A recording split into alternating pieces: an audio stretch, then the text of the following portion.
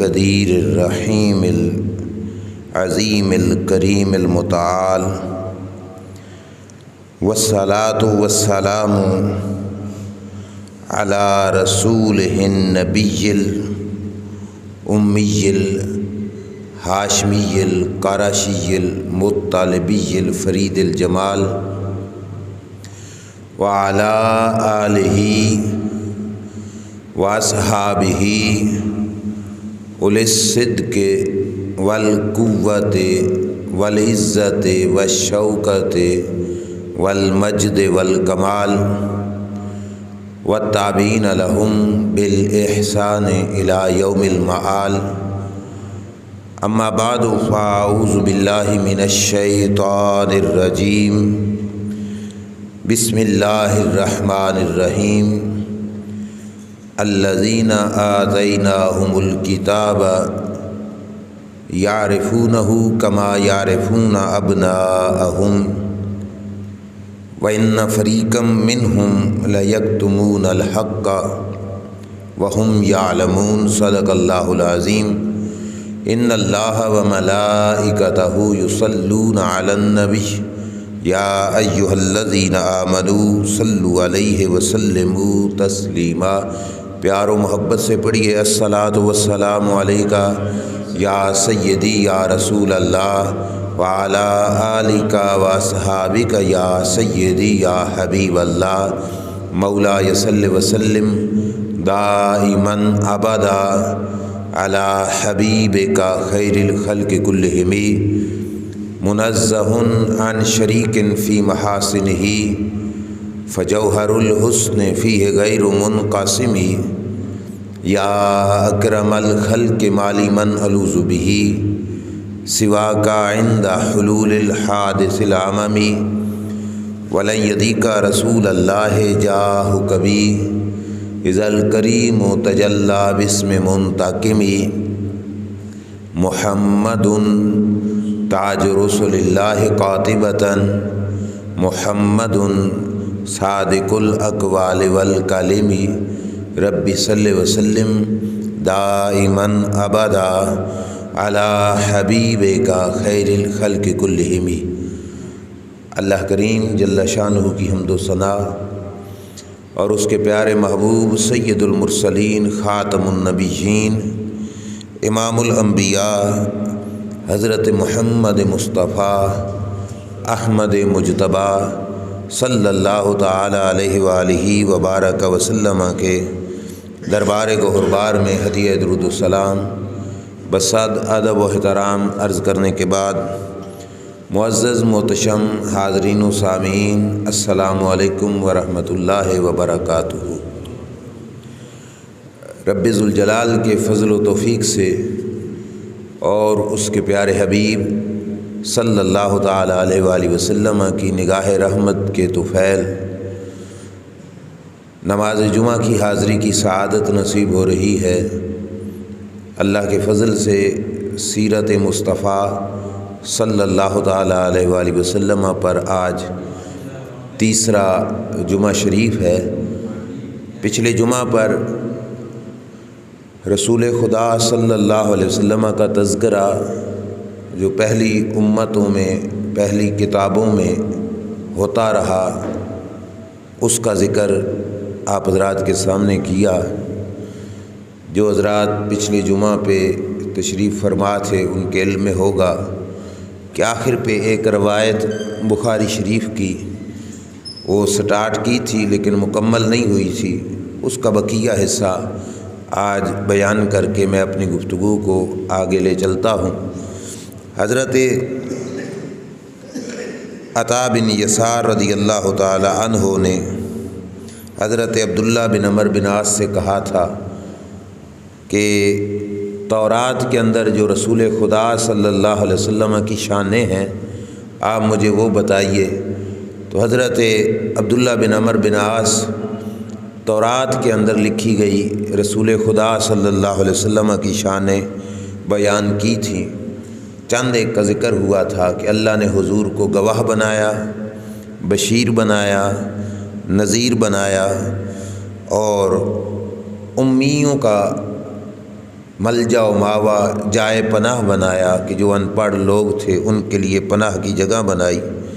اللہ نے اپنے محبوب کا نام متوکل رکھا، بھروسہ کرنے والے۔ نہ زبان کے سخت ہیں نہ دل کے سخت ہیں، زبان بھی میٹھی اور دل مبارک بھی نرم ہے۔ اور آگے یہ بھی تھا کہ بازاروں میں چیخنے چلانے والے بھی نہیں، اور نہ ہی برائی کا بدلہ برائی سے دیتے ہیں، بلکہ برائی کے بدلے میں معاف کر دیتے ہیں اور بخش دیتے ہیں۔ یہاں تک گفتگو ہو چکی تھی۔ آگے چلیے، اللہ کریم کے محبوب صلی اللہ علیہ وسلم کی شان حضرت عبداللہ بن عمر بن عاص جب تورات سے بیان کرنے لگے تو یہ بھی پڑھا وَلَن يَقْبِضَهُ اللَّهُ تَعَالَى حَتَّى يُقِيمَ بِهِ الْمِلَّةَ الْأَوْجَاعَ۔ اس وقت تک اللہ اپنے نبی کو اپنے پاس نہیں بلائے گا جب تک کہ ٹیڑھے ہوئے لوگ سیدھے نہیں ہو جائیں گے، جب تک کہ ملت درست نہیں ہو جائے گی، ماحول درست نہیں ہو جائے گا، اس وقت تک اللہ اپنے محبوب کو واپس اپنے پاس نہیں بلائے گا۔ مطلب جس مقصد کے لیے رب نے اپنے محبوب کو دنیا میں مبعوث فرمایا ہے، وہ مقصد سرکار پورا کر کے ہی دنیا سے پردہ فرمائیں گے، اور یہ بالکل ایسے ہی ہوا۔ مدینہ شریف میں لوگوں نے کلمہ پڑھا، 8 ہجری میں مکہ فتح ہوا تو مکہ کے لوگ یدخلون فی دین اللہ افواجا، فوج در فوج اسلام کے اندر داخل ہوئے۔ مدینہ اور مکہ سے باہر دیگر ممالک تک بھی اسلام کا پیغام پہنچا اور مسلمان وہاں تک بھی پہنچے۔ جس وقت مسلمانوں کی باقاعدہ ایک اتھارٹی بن گئی، ایک ریاست قائم ہو گئی، تو رب نے اپنے محبوب صلی اللہ علیہ وسلم کو اپنے پاس بلا لیا۔ یہ باتیں تورات میں بھی لکھی تھیں کہ اس وقت تک سرکار دنیا سے نہیں جائیں گے جب تک اللہ کریم ان کے ذریعے لوگوں کے نظریات، عقائد، لوگوں کی سوچ سمجھ یہ درست نہیں کر دے گا۔ بِأَن يَقُولُوا لَا إِلَٰهَ إِلَّا اللَّهُ، سب کی زبان پر جب تک یہ نہیں جاری ہو جائے گا لا الہ الا اللہ محمد الرسول اللہ صلی اللہ علیہ وسلم، اس وقت تک اللہ اپنے محبوب کو وصال نہیں دے گا، آپ کا وصال شریف نہیں ہوگا، اللہ اپنے پاس نہیں بلائے گا۔ وَيَفْتَحُ بِهَا أَعْيُنًا عُمْيًا، اللہ کے محبوب صلی اللہ علیہ وسلم کے بارے میں تورات میں یہ بھی لکھا تھا کہ اللہ اس محبوب کے طفیل اندھی آنکھوں کو بینا فرمائے گا۔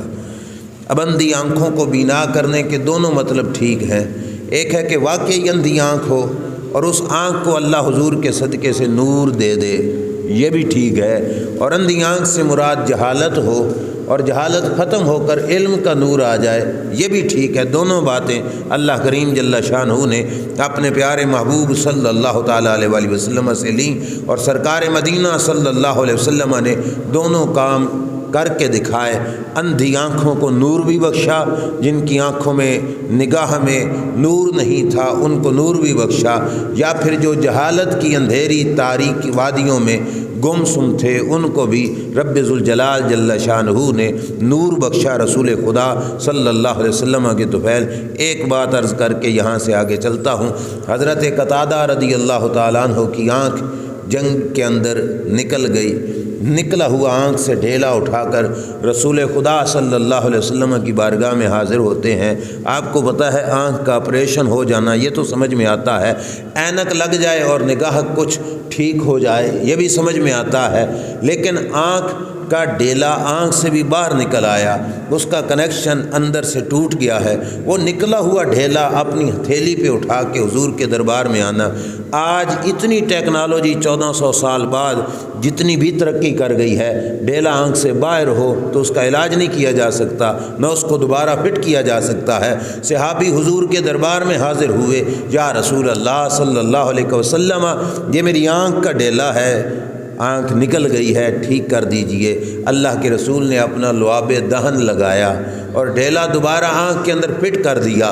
لعاب وہ لعاب کہ ہم اس بات کے لیے پابند کیے جاتے ہیں ہسپتالوں میں لکھا ہوتا ہے، صاف جگہوں پہ لکھا ہوتا ہے کہ تھوکیے مت، اس سے بیماریاں پیدا ہوتی ہیں، جراثیم اٹھتے ہیں، لیکن سرکار نے اپنا لعاب دہن لگا کر آنکھ کو دوبارہ اس ڈیلے کو آنکھ میں لگایا۔ حضرت قتادہ رضی اللہ تعالیٰ عنہ فرمایا کرتے تھے کہ میری دونوں آنکھیں روشن ہو گئیں، پر جس آنکھ میں حضور کا لعاب دہن تھا اس کو نظر پہلی والی آنکھ سے بھی زیادہ آتا تھا۔ اور جب پہلی تاریخ کا چاند ہوتا نا، پہلی تاریخ کا چاند جو آج کل دوربینوں سے یا خوردبینوں سے دیکھا جاتا ہے، حضرت قتادہ رضی اللہ تعالیٰ عنہ کے پاس لوگ چلے جاتے، جو آنکھ ٹھیک تھی اس آنکھ پر یوں ہاتھ رکھ لیتے، اور جس آنکھ کو سرکار نے لعاب دہن لگا کے ٹھیک کیا تھا اس آنکھ کے ساتھ کھول کر دیکھتے تو پہلی تاریخ کا چاند جو اوروں کو نظر نہیں آتا تھا حضرت قتادہ کو نظر آ جایا کرتا تھا۔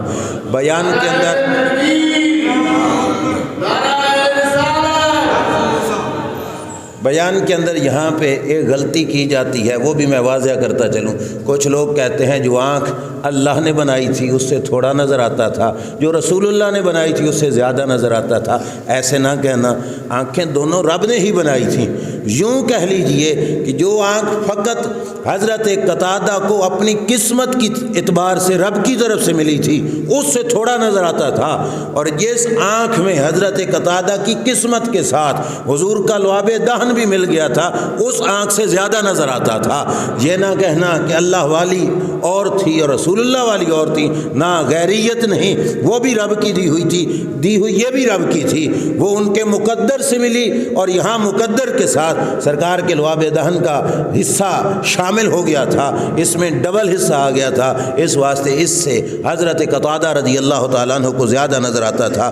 حدیث پاک میں تورات کے جو جملے اور شانیں حضرت عبداللہ بن عمر بن عاص سنا رہے تھے اس میں یہ بھی تھا، وَآذَانًا ثُمَّ، اللہ بہرے کانوں کو اس نبی کے طفیل سننے کی طاقت عطا فرمائے گا۔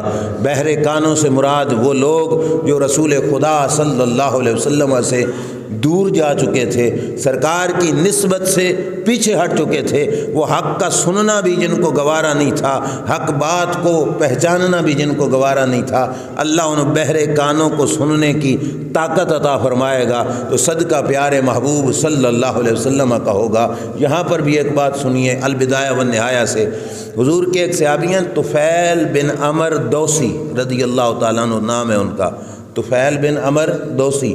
اسلام لانے سے پہلے ان کا چکر لگ گیا مکہ شریف کے اندر، میرے محبوب صلی اللہ تعالیٰ علیہ وآلہ وسلم کے دیش شریف میں آئے، سرکار دو عالم صلی اللہ علیہ وسلم وہیں پہ تھے۔ جب طفیل بن عمر دوسی اپنے علاقے کے بہت بڑے سمجھدار انسان سمجھے جاتے تھے، ابو جہل، ابو لہب، یہ مکے کے کافر جب ان سے ملے تو انہوں نے کہا یار مکے میں ہر جگہ پہ رہو لیکن دھیان سے رہو۔ اس نے کہا کیا ہے؟ انہوں نے کہا کہ مکہ میں ایک شخص آیا ہوا ہے، وہ جو بھی ان سے ملتا ہے وہ اس کا ہو جاتا ہے۔ معاذ اللہ، انہوں نے تو اپنے اعتبار سے یوں کہا کہ وہ لوگوں کو خراب کر دیتے ہیں، لوگوں کی سوچ بدل دیتے ہیں، لوگوں کو جو ہے اپنے والدین سے جدا کر دیتے ہیں۔ مکہ میں جہاں پہ رہو لیکن ان سے نہ ملنا نہ ان کی کوئی بات سننا۔ یہ دیکھو تورات میں تھا نا، اللہ بہرے کانوں کو ان کے صدقے سے سننے کی توفیق بخشے گا۔ طفیل بن عمر دوسی مکہ شریف میں آئے ہوئے ہیں، اور ابو جہل، ابو لہب، یہ حضور کے جو دشمن ہیں، ان کے کہنے پر ان کے دل میں ایک خوف پیدا ہو گیا کہ ہاں یار اس بندے سے نہ ملوں نہ ہی اس کی کوئی بات سنوں۔ یہ خوف دل میں رکھ کر کتابوں کے اندر، روایتوں کے اندر یہاں تک موجود ہے کہ طفیل بن عمر دوسی نے کانوں میں روئی بھی ڈال لی کہ آواز میرے کانوں میں ان کی آئے بھی نہیں، کہیں سے آ رہی ہو تو ان کی آواز میرے کانوں میں نہ پہنچے۔ طفیل بن عمر دوسی کانوں میں روئی ڈال کے پھرتے تھے۔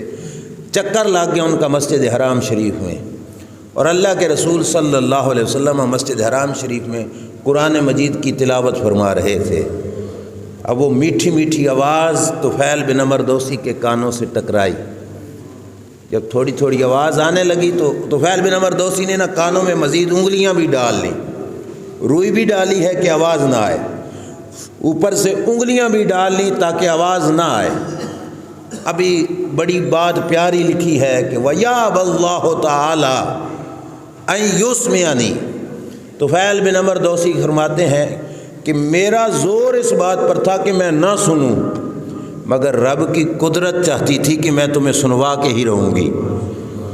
اب یہ انسان کے بس کی بات نہیں، ہم سنتے کانوں سے ضرور ہیں، کان وسیلہ اور سبب یہ ضرور ہیں، لیکن سنوانے والی ذات وہ رب ذوالجلال کی ہے۔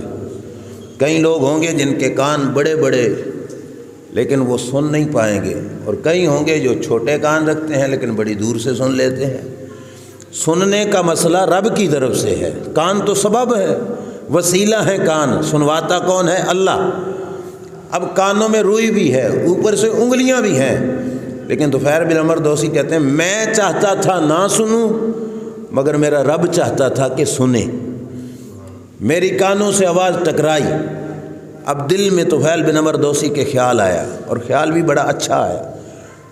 مزاج نے، ضمیر نے طفیل بن عمر دوسی سے کہا یار تو کوئی پاگل ہے، تو کوئی بے وقوف ہے، تو کوئی جاہل ہے کہ غلط بات سنے گا پھر بھی مان لے گا؟ تجھے رب نے سمجھ دی ہے، سوچ دی ہے، تو سیاںا بندہ ہے، سن تو صحیح، غلط ہوئی تو رد کر دینا، صحیح ہوئی تو قبول کرنا۔ اب دیکھو نا، اچھی بات اس کے ذہن میں آ گئی کہ کم از کم ایک بندے کو اپنے آپ پہ اتنا تو اعتبار ہونا چاہیے کہ میں کوئی اتنا بے وقوف تو نہیں کہ غلط بات سن کر اس پہ بھی مان بیٹھوں گا۔ تو طفیل بن عمر دوسی نے اپنے آپ سے کہا یار تو کوئی اتنا پاگل ہے کہ تو غلط سن کر بھی مان جائے گا؟ سن تو صحیح، غلط ہوئی تو نہ ماننا، ٹھیک ہوئی تو مان لینا۔ تو طفیل بن عمر دوسی نے کان سے انگلیاں نکالی، روئی نکالی، اللہ کے رسول قرآن پڑھ رہے تھے۔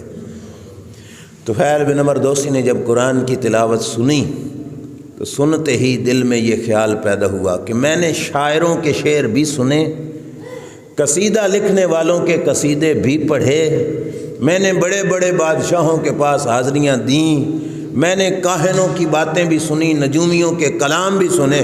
تو طفیل بن عمر دوسی کہتے ہیں خدا کی قسم اس کلام جیسا کلام میں نے آج تک نہیں سنا تھا، میری زندگی گزر گئی میں نے ان کی بات جیسی بات آج تک نہیں سنی تھی۔ یہ کلام سب سے جدا تھا، مختلف تھا یہ کلام۔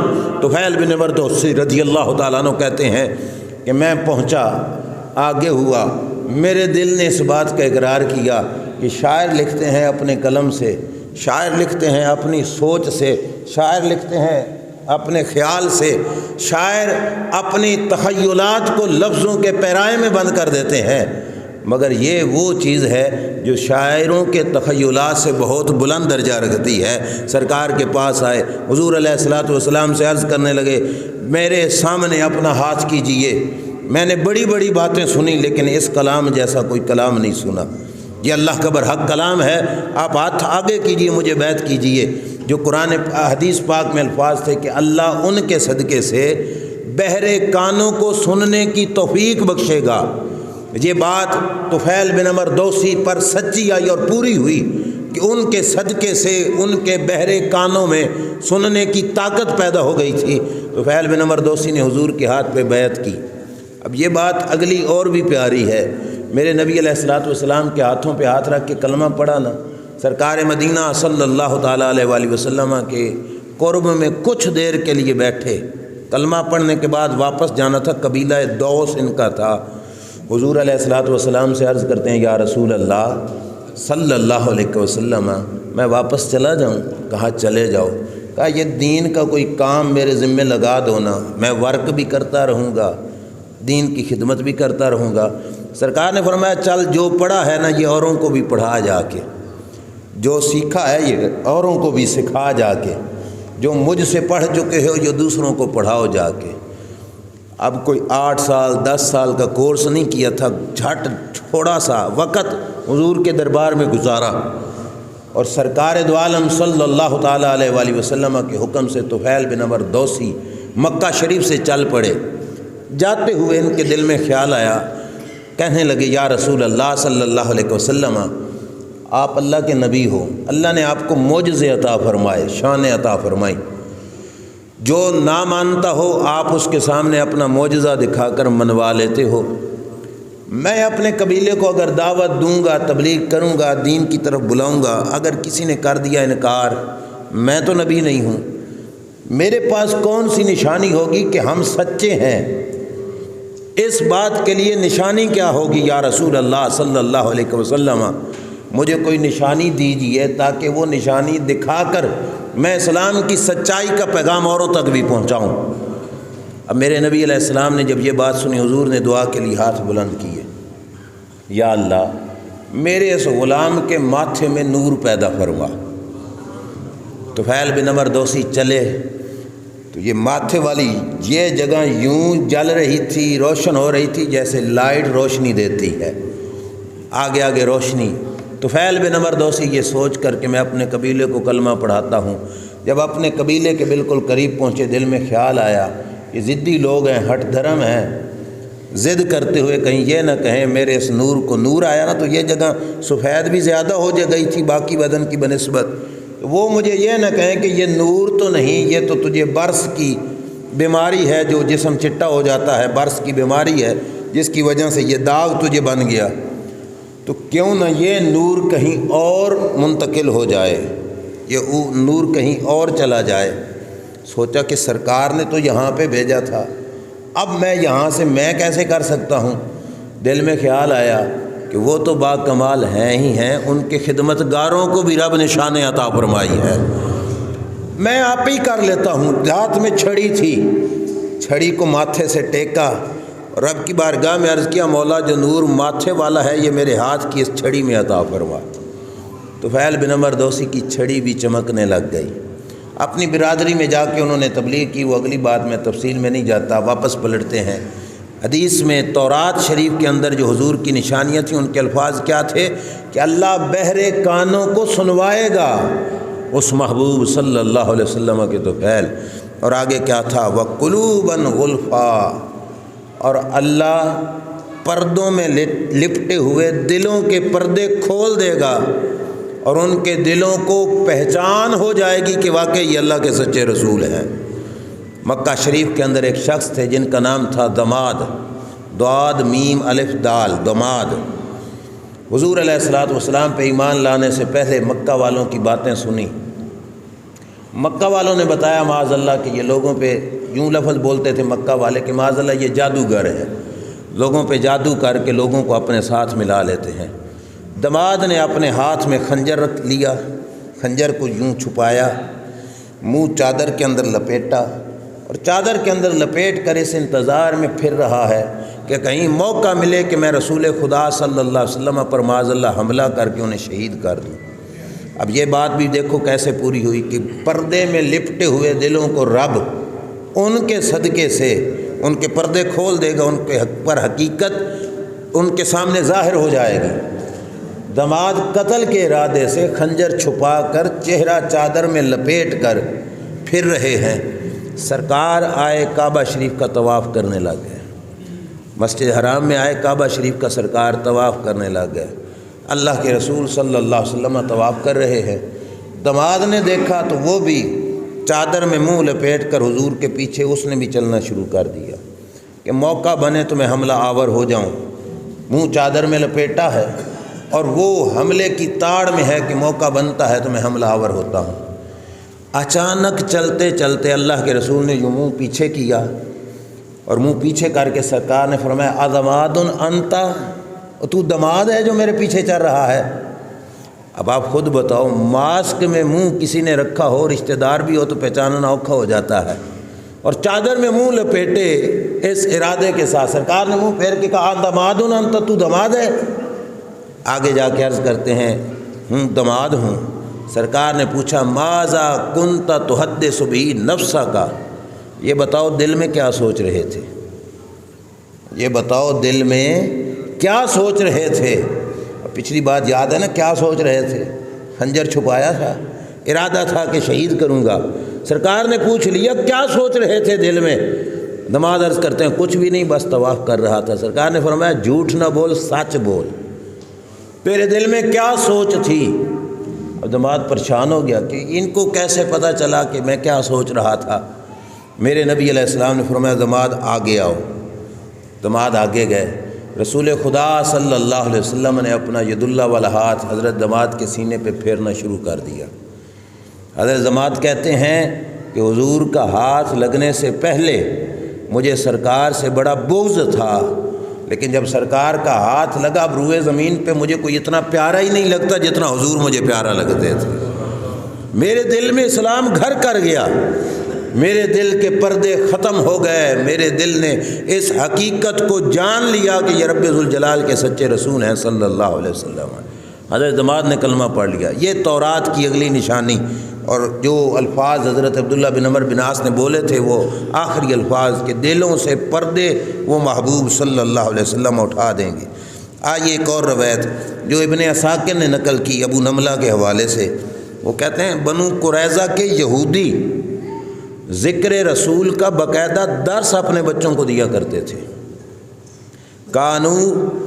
کانت یہود بنی قریظہ یدرسون ذکر رسول اللہ صلی اللہ علیہ وسلم فی کتبہم ویعلمونہ الولدان بصفتہ، اپنے بچوں کو گھر میں بٹھا کر حضور کے ذکر کی محفل کیا کرتے تھے، سرکار کی شانیں بتانا، سرکار کا نام بتانا، سرکار کی ہجرت گاہ یعنی مدینہ شریف کا بتانا کہ یہاں پر وہ آئیں گے، یہ یہودی اپنے بچوں کو سکھایا کرتے تھے۔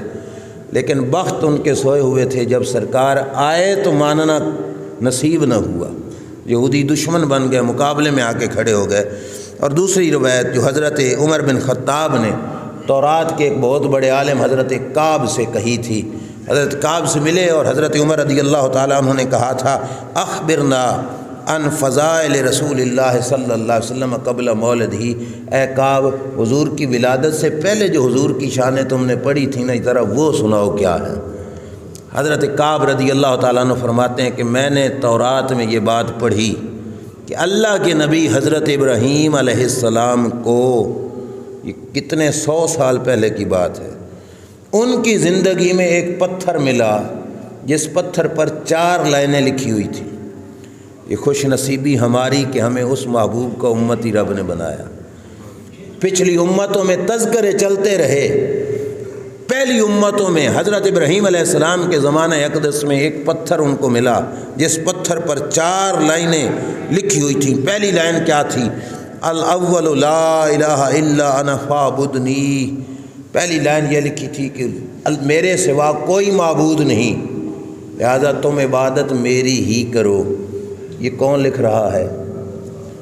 کون لکھ رہا ہے؟ اللہ ہی لکھوا رہا ہے یا لکھ رہا ہے؟ کیونکہ لفظ یہ ہے کہ میرے سوا کوئی معبود نہیں، عبادت فقط میری کرو، اللہ لکھوا رہا ہے، یا اللہ ہی وہ نقش اس پتھر پہ بنا رہا ہے کہ لا الہ الا انا فاعبدنی۔ اور دوسری سطر کیا تھی؟ کہ الثانی انی انا اللہ لا الہ الا انا، میں اللہ ہوں، میرے سوا کوئی معبود نہیں، محمد رسولی صلی اللہ علیہ وسلم، محمد میرے رسول ہیں۔ یہ 14ویں صدی کی بات نہیں ہو رہی، یہ حضور کی ولادت سے کئی 100 سال پہلے، یہ دور ابراہیم کی بات ہو رہی ہے۔ حضرت ابراہیم علیہ السلام پتھر پہ پڑھ رہے ہیں، لکھا ہوا ہے محمد رسولی صلی اللہ علیہ وسلم، محمد میرے رسول ہے۔ اور آگے اپنی قسمت پہ ہمیں ناز کرنا چاہیے۔ آئے کتنے بعد میں تذکرے ہمارے بھی پہلے چلتے رہے۔ اس پتھر کی لائن میں جہاں پہ یہ لکھا تھا محمد رسولی، وہاں پہ یہ بھی لکھا تھا طوبیٰ لمن آمن بہ، مبارک ہو ان انسانوں کو جو انسان اس نبی پر ایمان لائیں گے، مبارک ہو ان انسانوں کو جو انسان اس نبی پر ایمان لائیں گے۔ ہمارے نام مبارکیں ابراہیم علیہ السلام پڑھ رہے ہیں، دور ابراہیم علیہ السلام کا، مگر مبارکیں ان کو دی جا رہی ہیں جو ایمان اللہ کے رسول پہ لائیں گے۔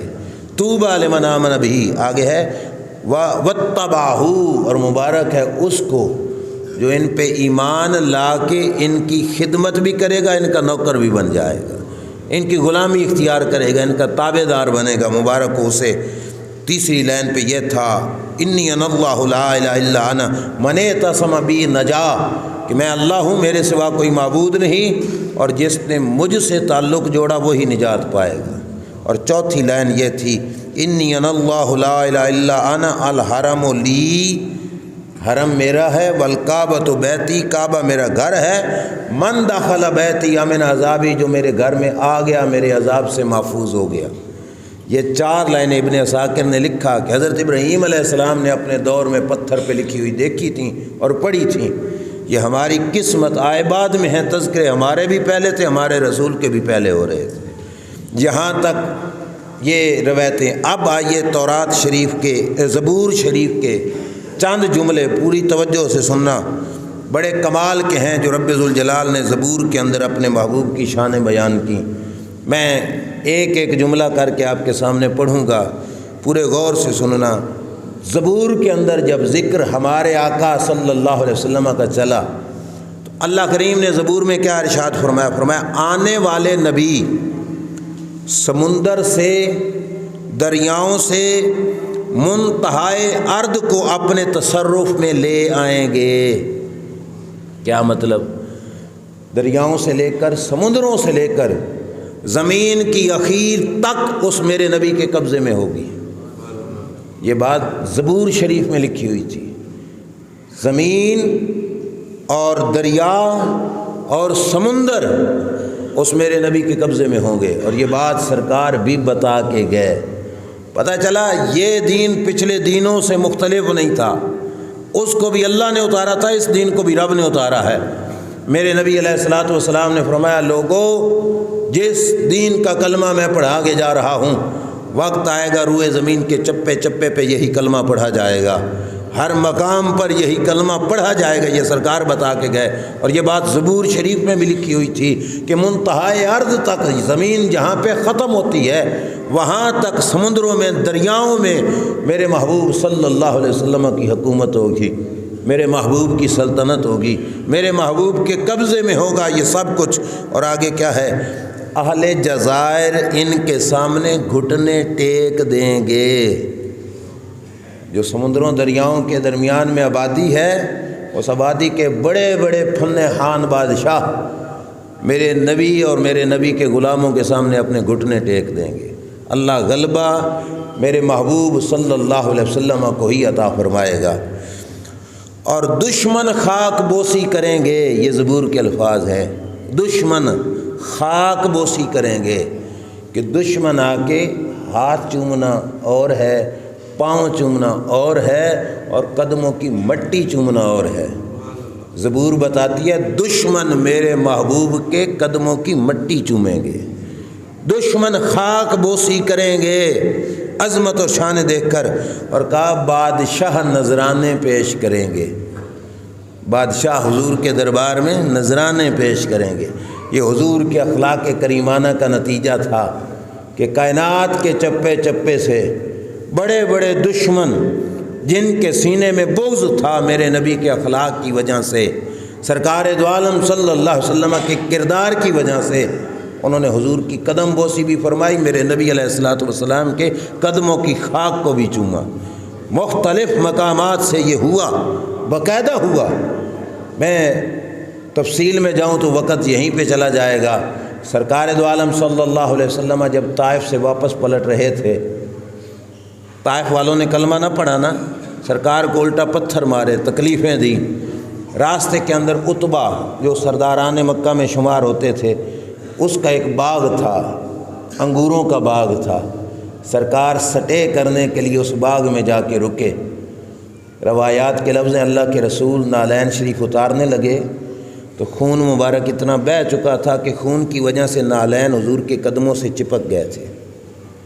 حضرت زید نے پانی ڈال کر حضور کے نالین شریف اتارے۔ سرکار اس انگوروں کے باغ میں جا کے سٹے فرماتے ہیں، آرام کرنے کے لیے ٹھہرے۔ عتبہ نے دور سے دیکھا، تھے کافر مگر مہمان نواز تھے، طبیعت ان کی مہمان نوازی، یہ ان کی جو چودراہٹ یا بڑا پن تھا وہ مہمان نوازی تھا۔ انہوں نے کہا یہ بندہ ہمارے باغ میں آیا تو اس کو کچھ کھلا پلا دیں، لیکن اس وجہ سے کہ ہم بڑے ہیں، ہم چودھری ہیں، ہم یہ ہیں وہ ہیں، کہا میں خود تو نہیں جاتا، اپنے نوکر کو بھیجتا ہوں۔ نوکر تھا اس کا عداس، عین دال الف سین، عداس اس کا نام تھا۔ اس نے تھال میں انگور رکھے، انگور رکھ کر نوکر کے ہاتھ میں دیے اور نوکر کو کہا جاؤ اس بندے کو جا کے یہ انگور پیش کرو، اور ساتھ کہا نہیں نیڑے نہیں جانا، نہ ہی ان کی کوئی بات سننی ہے، نہ ان سے کوئی بات کرنی ہے۔ یہ سمجھا کے بھیجا عتبہ نے اپنے غلام کو۔ انگوروں کا تھال لے کر عتبہ کا غلام عداس حضور کی بارگاہ میں پیش کر کے نہ چپ کر کے پیچھے ہٹ کے کھڑا ہو گیا۔ میرے نبی علیہ الصلوۃ والسلام نے انگور کا پہلا دانہ توڑا تو پڑھا بسم اللہ الرحمن الرحیم۔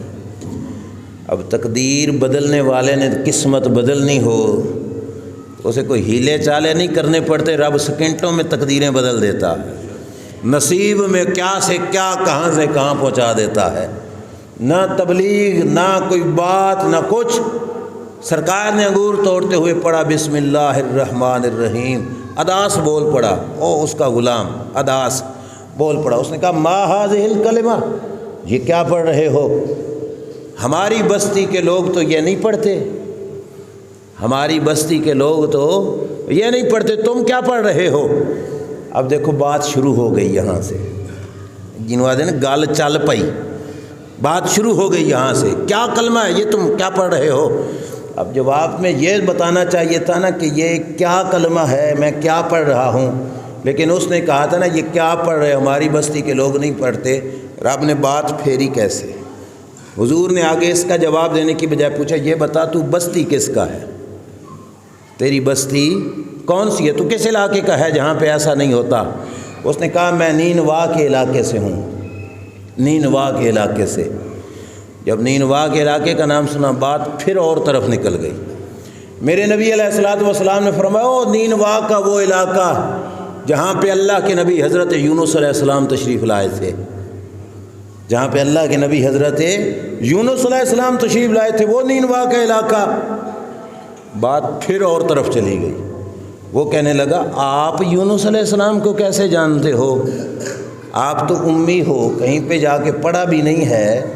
یونس علیہ السلام کو گزرے صدیاں گزر گئیں، آپ نے وڈیروں سے سنا آپ کا علاقہ بھی اور ہے، آپ یونس علیہ السلام کو کیسے جانتے ہو؟ صدیاں بیت گئیں ان کو۔ میرے نبی علیہ السلام نے فرمایا یونس تو میرے بھائی ہیں، اس وجہ سے کہ وہ بھی اللہ کے نبی تھے اور میں بھی اللہ کا نبی ہوں صلی اللہ علیہ وسلم۔ وہ بھی اللہ کے نبی اور میں بھی اللہ کا، سٹارٹ ہو گئی تبلیغ یہاں سے، وہ بھی اللہ کے نبی میں بھی اللہ کا۔ اس کے کانوں میں بات پڑ گئی کہ یہ بھی اللہ کے نبی۔ اب اس کے دماغ نے ورک کرنا شروع کر دیا، اس نے سوچا صدیوں پہلے گزرے یونس علیہ السلام جس کی خبر کسی اور کو نہیں، اور یہ امی شخصیت جس نے کسی سے جا کے پڑھا بھی نہیں، ان کو کیسے پتا کہ یونس علیہ السلام نینوا کے تھے اور وہ بھی اللہ کے نبی تھے؟ اس کے دل میں پھٹ آیا کہ یہ شان کہ جو اتنے دور کے ماضی کو جانتے ہوں، یہ کسی عام بندے کی نہیں، یہ اللہ کے سچے نبی کی نشانی ہے۔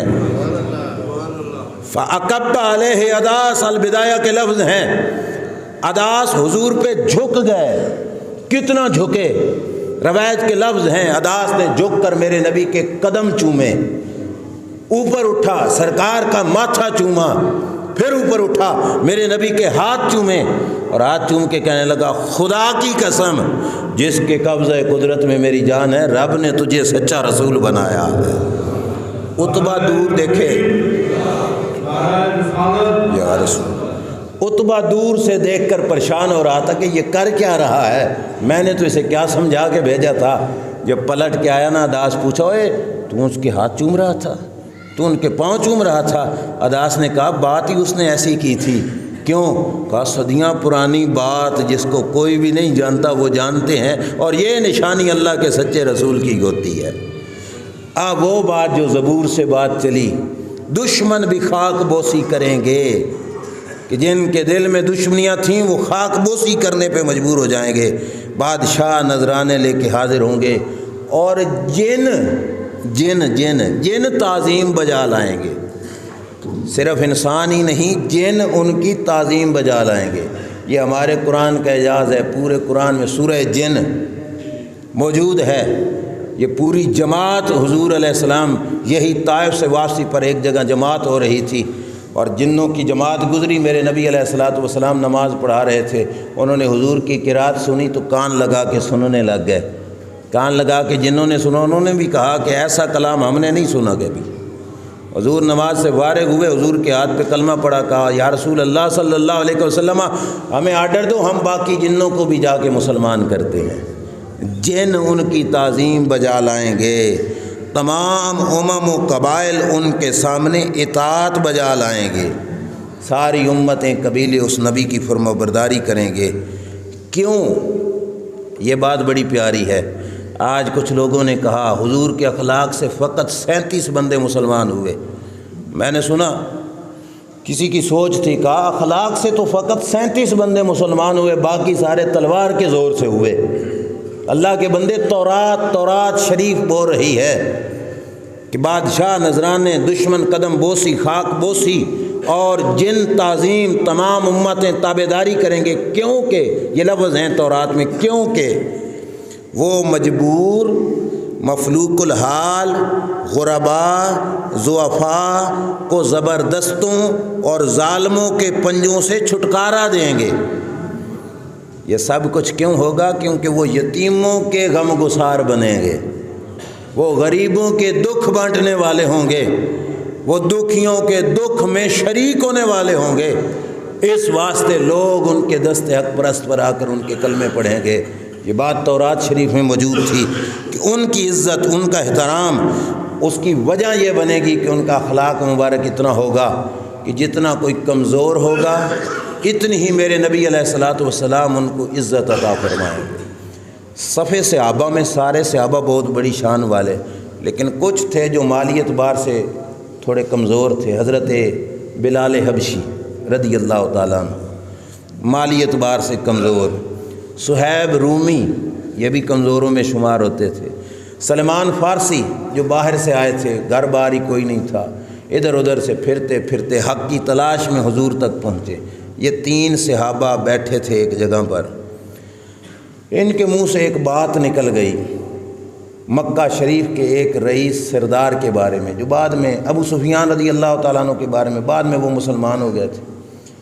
یہ تینوں حضرات بیٹھے ابو سفیان سے کہہ بیٹھے کہ تو کسی مسلمان کی ہاتھ کی تلوار کے نیچے کیوں نہیں آیا کہ تجھے وہ قتل کر دیتے۔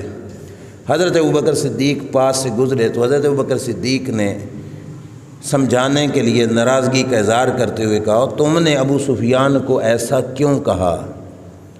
تم نے ابو سفیان کو ایسا کیوں کہا؟ بس اتنی سی بات کہہ کے حضرت ابوبکر صدیق آگے گئے۔ اب دیکھو یتیموں، ضعیفوں، کمزوروں، غربا کا لحاظ رکھنے والے رسول کا طریقہ کار کیا ہے۔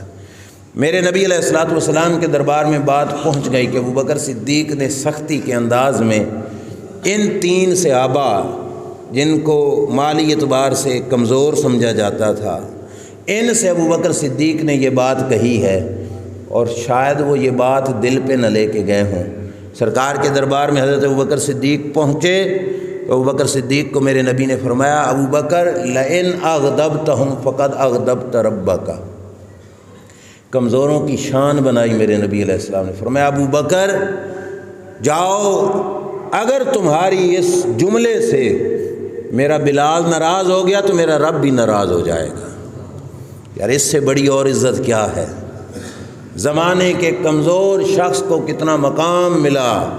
ابوبکر صدیق جو افضل البشر بعد الانبیاء ہستی ہیں، بہت بڑی شان کے مالک ہیں، سرکار فرما رہے ہیں ابوبکر تیرے اس جملے سے میرا صہیب رومی ناراض ہو گیا تو رب بھی ناراض ہو جائے گا، تیرے اس جملے سے سلمان فارسی ناراض ہو گیا تو رب بھی ناراض ہو جائے گا۔ آقا کیا کروں؟ فرمایا جاؤ معافی مانگو ان سے، جاؤ بلال سے معافی مانگو، جاؤ صہیب رومی سے معافی مانگو، جاؤ سلمان فارسی سے معافی مانگو۔ آپ ذرا سوچو، تھوڑا سا سوچو، بلال حبشی کو آزاد کس نے کروایا تھا؟ صدیق اکبر نے اپنا خرچہ کر کے بلال حبشی کو آزاد کرایا تھا۔ سرکار کا اخلاق کا سبق دیکھو کیا ہے، اتنے بڑے بڑے مالداروں کو بھی کس قدر حسن سلوک سکھایا۔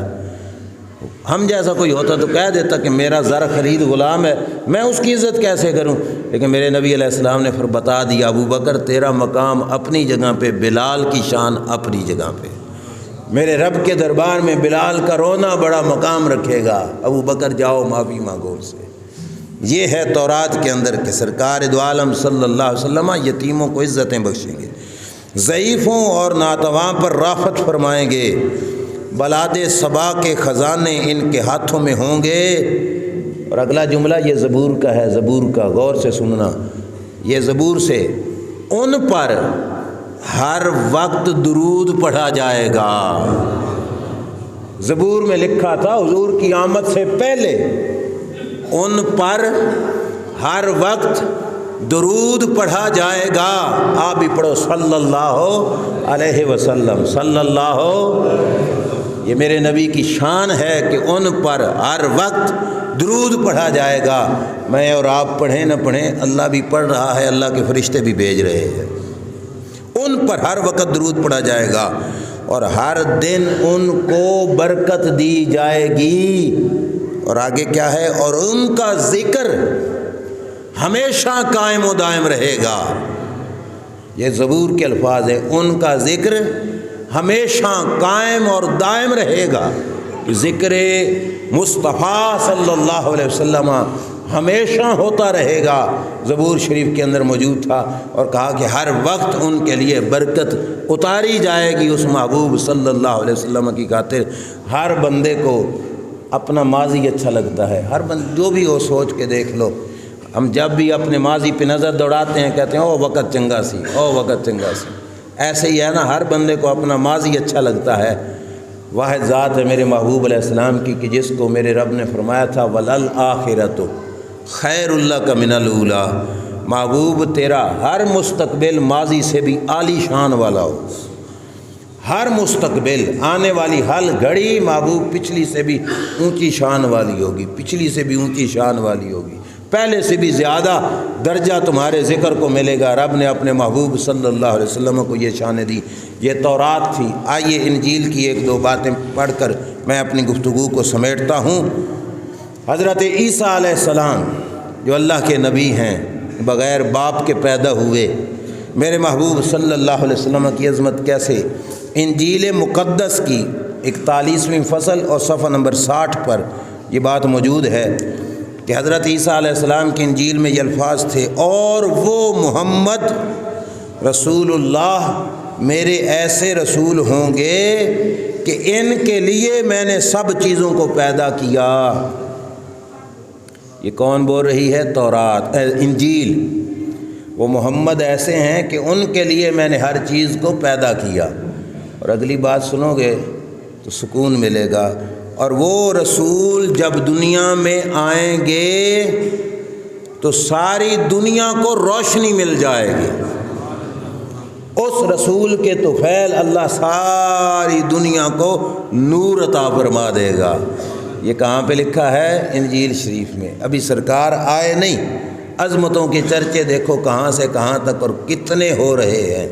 آگے سنیے، انجیل کے اگلے حصے میں حضرت عیسیٰ علیہ السلام اپنے بارے میں بات کر رہے تھے کہ میرے بارے میں جھوٹی خبر پھیلے گی کہ مجھے قتل کر دیا گیا، مجھے سولی پہ چڑھا دیا گیا۔ آج کے بھی کچھ عیسائی یہی نظریہ رکھتے ہیں، جو گلے کے اندر صلیب لٹکاتے ہیں، اور ان کی سوچ یہی ہے کہ صلیب پر عیسیٰ علیہ السلام کو لٹکایا گیا تھا۔ مگر ہمارا قرآن کیا بولتا ہے؟ وما قتلوہ وما صلبوہ ولکن شبہ لہم، نہ انہوں نے قتل کیا نہ سولی پہ لٹکایا۔ وہ عیسیٰ علیہ السلام کے جیسا بندہ تھا، اس کو سولی پہ لٹکایا۔ اللہ نے عیسیٰ علیہ السلام کو زندہ آسمانوں پہ اٹھا لیا۔ یہ کس نے بتایا؟ میری دعوت ہے عیسائیوں کے نام بھی، آؤ اپنی انجیل پڑھو، اس نبی کے غلامی میں آ جاؤ جس نبی کی عظمت عیسیٰ علیہ السلام بتا کے گئے۔ عیسیٰ علیہ السلام نے جب یہ بات کہا کہ میرے بارے میں لوگ یہ خبر پھیلائیں گے کہ مجھے قتل کر دیا گیا، لیکن کہا جب مقدس، یہ انجیل کے لفظ، جب مقدس محمد آئے گا وہ اس بدنامی کے دھبے کو مجھ سے دور کر دے گا۔ عیسیٰ علیہ السلام بھی فخر کر رہے ہیں کہ یہ دھبا جو مجھ پہ لگا ہے وہ محمد مصطفیٰ ہی آ کے دور کریں گے۔ آج مسلمانوں میں کسی کا یہ نظریہ ہے کہ عیسیٰ علیہ السلام سولی پہ لٹکائے گئے؟ بولو نا۔ جس نے محمد الرسول اللہ صلی اللہ علیہ وسلم پڑھا ہے، قرآن پہ ایمان ہے؟ کوئی کہتا ہے کہ عیسیٰ علیہ السلام کو سولی پہ لٹکایا گیا؟ مرزائی کہتے ہیں، ہم نہیں کہتے۔ ہمارا عقیدہ ہے کہ عیسیٰ علیہ السلام زندہ ہے، اور عیسیٰ علیہ السلام کو امیدیں بھی یہی تھیں حضور سے کہ وہ رسول آئیں گے تو میرے نام سے اس بدنامی کے دھبے کو دور فرما دیں گے۔ اور آگے کیا ہے؟ عیسیٰ علیہ السلام خود کہتے ہیں اللہ یہ اس لیے کرے گا کہ میں نے مسیح کی حقیقت کا اقرار کیا ہے، اور وہ مسیح مجھے یہ نیک بدلہ دے گا کہ میں پہچانا جاؤں گا۔ عیسیٰ علیہ السلام کہتے ہیں اللہ میری یہ پاکی اس نبی کی زبان سے اس واسطے کرائے گا کہ میں نے بھی اپنی زندگی میں اس نبی کی شان بیان کی، اور اس نبی کی تعریف کی۔ اللہ مجھے بدلہ دے گا کہ اس نبی کی زبان سے میرے اوپر لگی ہوئی یہ بدنامی ختم ہو جائے گی، میرے اوپر لگا ہوا یہ دھبا ختم ہو جائے گا کہ مجھے دشمنوں نے مار ڈالا، فرمایا ختم ہو جائے گا یہ دھبا میرے نام سے، اور کہا کہ میں ان کی وجہ سے پہچانا جاؤں گا کیا کہ میں زندہ ہوں، اور یہ کہ ایسی موت مرنے کے دھبے سے بری ہوں۔ کہا میں زندہ ہوں، یہ کون بتا کے گئے؟ اللہ کے نبی صلی اللہ علیہ وسلم۔ ہمارا عقیدہ ہے قرب قیامت، مشکات شریف میں حدیث موجود ہے، میرے نبی علیہ السلام نے فرمایا فجر کی نماز کا ٹائم ہوگا، اذان کے بعد تکبیر اقامت پڑھ دی گئی ہوگی، مصلی امامت پہ حضرت امام مہدی رضی اللہ تعالیٰ عنہ موجود ہوں گے، دمشق کی جامع مسجد ہوگی، دائیں طرف والے مینار کے اوپر سے دو فرشتوں کے کندھوں پہ ہاتھ رکھ کر پیلے رنگ کے کپڑے پہن کر اللہ کے نبی عیسیٰ علیہ السلام زمین پہ اتریں گے۔ قربان جاؤں ان کے علم کی عظمت پر بھی، ابھی تک نہیں آئے، 1400 سال گزر گئے، لیکن بنانے میں بھی اس نبی نے کمال کر دیا۔ فجر کی نماز اقامت ہو گئی، دمشق کی جامع مسجد، دائیں طرف والا مینار، فرشتوں کے کندھے پہ ہاتھ رکھ کے پیلے رنگ کے کپڑے پہن کر عیسیٰ علیہ السلام زمین پہ اتریں گے۔ آگے سرکار نے اپنی امت کو خوشخبری سناتے ہوئے کیا کہا تھا؟ فرمایا کیف بکم اذا نزل فیکم عیسی ابن مریم و امامکم منکم۔ فرمایا میری امت تمہاری ٹور کتنی ہوگی، تمہاری شان کتنی ہوگی، تمہاری عظمت کتنی ہوگی۔ اللہ کا نبی عیسیٰ علیہ السلام اتریں گے زمین پر، پہلی صف میں آئیں گے، امام مہدی مصلی چھوڑیں گے کہ نبی آ گئے، حضرت عیسیٰ علیہ السلام امام مہدی کا ہاتھ پکڑ کے مصلی پہ کھڑا کر دیں گے، فرمائیں گے امام تم بنو میں تمہارا مقتدی بنتا ہوں۔ پہلی نماز حضرت عیسیٰ علیہ السلام امام مہدی کے مقتدی بن کے پڑھیں گے۔ سرکار نے یہی بات امت کو بتائی، فرمایا میری امت تمہاری شان کیا ہوگی کہ جب عیسیٰ علیہ السلام تمہارے درمیان میں آئیں گے اور امام تم میں سے ہوگا، یعنی میری امت کا ولی امامت کرائے گا، اور وہ نبی ہو کر میری امت کے ولی کی اقتداء میں نماز پڑھیں گے، بعد میں عیسیٰ علیہ السلام پڑھائیں گے، امام مہدی مقتدی بنیں گے۔ پہلی نماز حضرت عیسیٰ علیہ السلام امام مہدی کے پیچھے ادا کریں گے۔ میں آپ سے پوچھتا ہوں امت محمدی کیسے نماز پڑھتی ہے؟ عیسیٰ علیہ السلام کو یہ کس نے سکھایا؟ یکدم جو آئے آ کے نماز کی صف میں کھڑے ہو گئے۔ ہماری نماز سبحانک اللہم و بحمدک سے شروع ہو رہی ہے، پھر اس کے بعد قرات ہے، سورۃ فاتحہ ہے، پھر سورت ملانا ہے، پھر رکوع ہے، پھر سجدہ ہے، نماز ایسے پڑھی جاتی ہے۔ عیسیٰ علیہ السلام تو حضور سے پہلے آسمانوں پہ چلے گئے تھے، اب زمین پہ آ رہے ہیں۔ مسلمان امت محمدیہ نماز کیسے پڑھتی ہے؟ یہ عیسیٰ علیہ السلام کو کس نے سکھایا؟ علماء فرماتے ہیں دل کا تعلق حضور کے دل مبارک کے ساتھ ہوگا، اور روح محمدی حضرت عیسیٰ علیہ السلام کی تربیت کرے گی، اور سرکار کی تربیت سے عیسیٰ علیہ السلام کو دین اسلام کا سارا پتہ لگ جائے گا۔ صرف نماز ہی نہیں، بعد میں شریعت محمدیہ کے فتوے دیں گے عیسیٰ علیہ السلام، مصطفیٰ کریم صلی اللہ علیہ وسلم کے دین کے مفتی بنیں گے۔ ان کو پتہ ہوگا کہ اس نبی صلی اللہ علیہ وسلم کی شریعت کا حکم کیا ہے۔ صلیب توڑ دیں گے، صلیب کو توڑ دیں گے۔ کیوں؟ بتائیں گے سولی پہ نہیں لٹکایا گیا تھا مجھے، قرآن جو کہہ رہا تھا وہ سچ ہے۔ ہماری دعوت ہے عیسائیوں کے نام بھی آؤ آج بھی اللہ کے رسول کے دین کے سائے میں آ جاؤ، رحمت کے سائے میں آ جاؤ۔ عیسیٰ علیہ السلام آئیں گے تو تمہیں پتہ جائے گا کہ یہ نبی سچے تھے، مسلمانوں کی کتاب سچی تھی۔ اور ہم نے اس وقت بھی کہا تھا، میری بات آخری ہے، جس وقت عیسائیوں نے قرآن جلایا تھا نا، معاذ اللہ قرآن مجید کو نظر آتش کیا تھا، ہمارے علماء نے اس وقت چیلنج سے کہا تھا کہ قرآن کو نظر آتش نہ کرو یارو، کیوں؟ یہ وہ کتاب ہے عیسیٰ علیہ السلام کی امی جان کی پاک دامنی، اتنی تمہاری انجیل نے نہیں بیان کی جتنی ہمارے قرآن نے بیان فرمائی۔ سچی بات ہے، قرآن مقدس نے کئی آیات میں ثابت کیا عیسیٰ علیہ السلام کی امی جان پاک دامن تھی، عیسیٰ علیہ السلام کی والدہ محترمہ پاک باز تھیں، بد کرداری ان کے قریب بھی نہیں آ سکتی، یہ ہمارے قرآن نے بیان کیا۔ اس قرآن کو نہ جلاؤ۔ ہم اسلام والے مسلمان لوگ اسلام کو تانا دیتے ہیں ایسے ویسے، اسلام تو امن کا دین ہے۔ آج تک مسلمان کے ہاتھ سے انجیل کی بے ادبی نہیں ہوئی، ایسے ہے کہ نہیں؟ اب میں ممبر پہ بیٹھ کے انجیل شریف کہتا ہوں، یہ انجیل مقدس کہہ رہا ہوں، اگرچہ انہوں نے تبدیلیاں کیں، لیکن لفظ انجیل تو اس کتاب کا نام تھا نا جو آسمانوں سے رب نے اتاری۔ ہم تورات کا بھی احترام کرتے ہیں، زبور شریف کا بھی احترام کرتے ہیں، انجیل شریف کا بھی احترام کرتے ہیں۔ ہمیں بے ادبی نہیں سکھائی ہمارے نبی نے ہمیں احترام کرنا سکھایا ہے۔ ہم ہر کتاب کا بھی ادب کرتے ہیں اور ہر نبی کا بھی ادب کرتے ہیں، ایمان رکھتے ہیں عیسیٰ علیہ السلام بھی رب کے نبی، موسیٰ علیہ السلام بھی رب کے، داؤد علیہ السلام بھی رب کے سچے نبی۔ لیکن اس وقت نبوت کا زمانہ ہے محمد مصطفیٰ صلی اللہ علیہ وسلم کا، اور یہ وہ دور ہے جس دور میں عیسیٰ علیہ السلام، موسیٰ علیہ السلام، داؤد علیہ السلام، سلیمان علیہ السلام، ابراہیم علیہ السلام، کوئی بھی اس دنیا میں جلوہ گر ہو جائے، اللہ کا آرڈر ہے اپنا کلمہ نہیں میرے یار کا کلمہ پڑھنا ہے، صلی اللہ تعالیٰ علیہ وآلہ وسلم۔